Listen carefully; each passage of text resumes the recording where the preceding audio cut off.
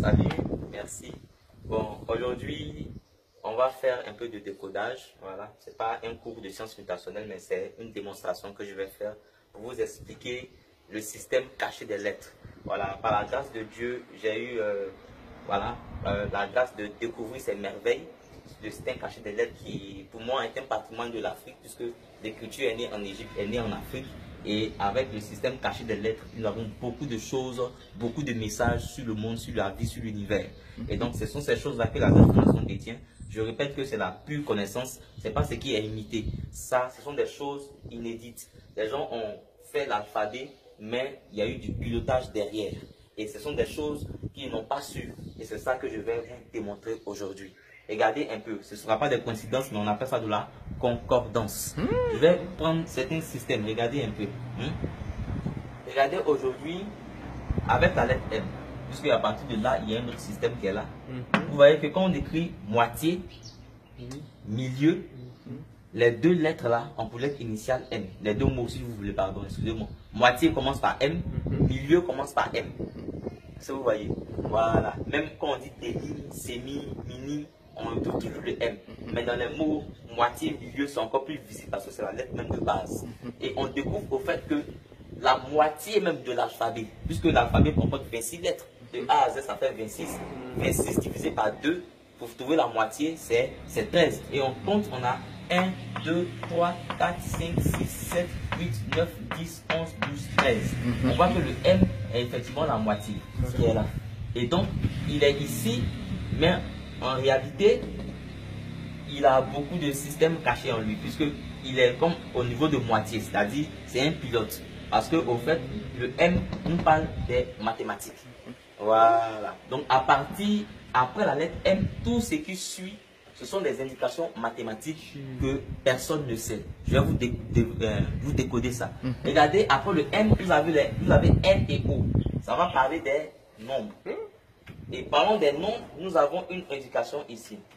Nous avons un représentant qui est O, mais qui représente 0.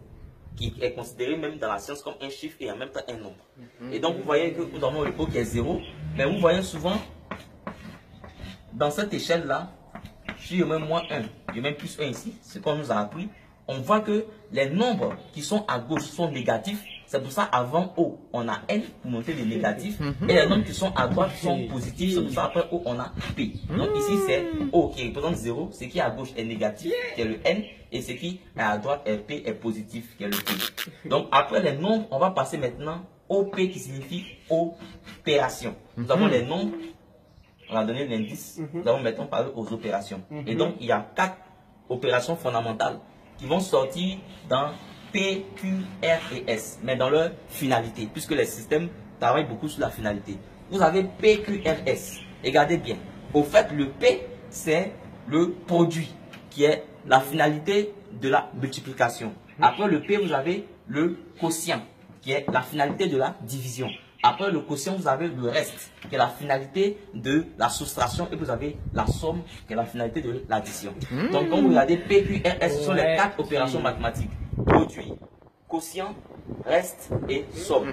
Vous voulez multiplication, division, soustraction et addition. Donc, c'est ce qui est codé produit, quotient, reste et somme. Donc, cette partie-là nous parle des mathématiques. Mais en même temps, elle nous parle du système mutationnel, du côté mutationnel même dans le monde. Vous voyez, après ça, on a le T. Le T ici nous parle du temps.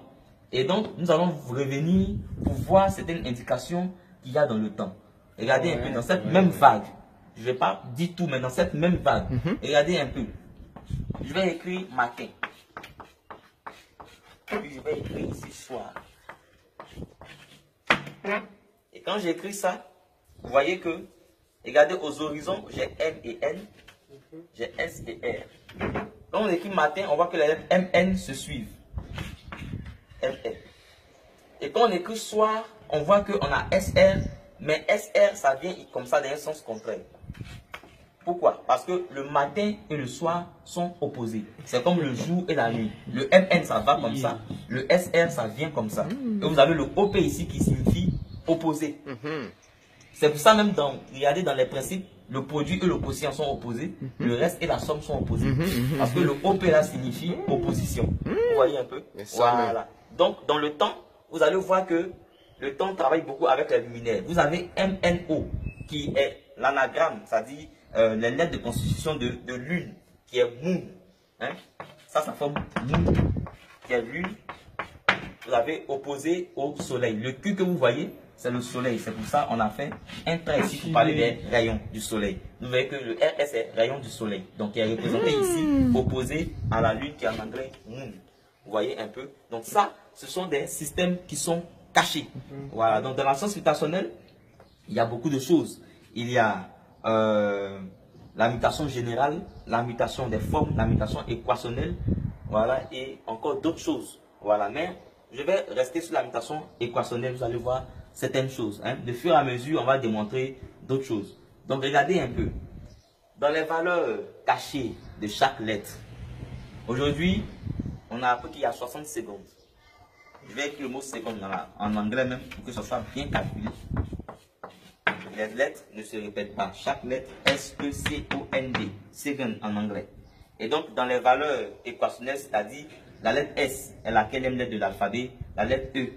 Voilà, donc c'est ça. Donc, quand vous prenez, vous avez le S qui tombe 19, le E qui tombe 5, le C qui est 3, le O qui est 15, le M qui est 14 et le D qui est 4. Quand vous additionnez tout ça, vous allez trouver le nombre des secondes. Ça va vous donner 60. Ça, c'est un système caché. Pareil même pour tierces. Parce que les tierces aussi reliées aux secondes. Donc, pareil pour tierces. Vous avez ici 20, ici 9, ici 5, ici R 18, le C qui est 3 et le E qui est 5. Donc, vous calculez aussi, vous allez trouver aussi 60. Donc ça, ce sont des systèmes cachés. On appelle ça la mutation équationnelle. Voilà. Donc, essayez, vous voyez, en fonction des lettres, et puis vous allez voir. Ok. Un peu rapide, mais bon. Juste des démonstrations. Regardez un peu, parlons même de 20. Quand vous écrivez 20, il y a le GT qui est là, qui est un peu muet, qui est muet même quand on ne lit pas. Pourquoi GT? 20, système caché. On va prendre d'abord le T. On va compter ensemble. 1, 2, 3, 4, 5, 6, 7, 8, 9, 10, 11, 12, 13, 14, 15, 16, 17, 18, 19, 20. On voit que la lettre T est la 20e lettre de l'alphabet. On monte maintenant le G. On veut comprendre ce système caché. Et quand on prend aussi l'alphabet de Z à A dans le sens opposé, on a 1, 2, 3, 4, 5, 6, 7, 8, 9, 10, 11, 12, 13, 14, 15, 16, 17, 18, 19, 20. On trouve que le G aussi est égal à 20. Voilà, donc ça, ce sont des systèmes cachés. Voilà, c'est le décodage révélé par la science mutationnelle ici en Côte d'Ivoire. Donc, l'Afrique est bénie, nous avons plein de ressources, des systèmes cachés. Nous détenons les secrets du monde à travers les lettres. Ça, c'est notre patrimoine. Ça fait partie de nos mystères. Et donc, c'est ça. Soyons fiers d'être africains, soyons fiers même d'être ivoiriens. Je vais vous révéler quelque chose que je ne vais pas expliquer aujourd'hui, mais vous devez savoir, j'ai découvert dans le système caché des lettres que notre pays, la Côte d'Ivoire, au fait, c'est un anagramme du mot victoire.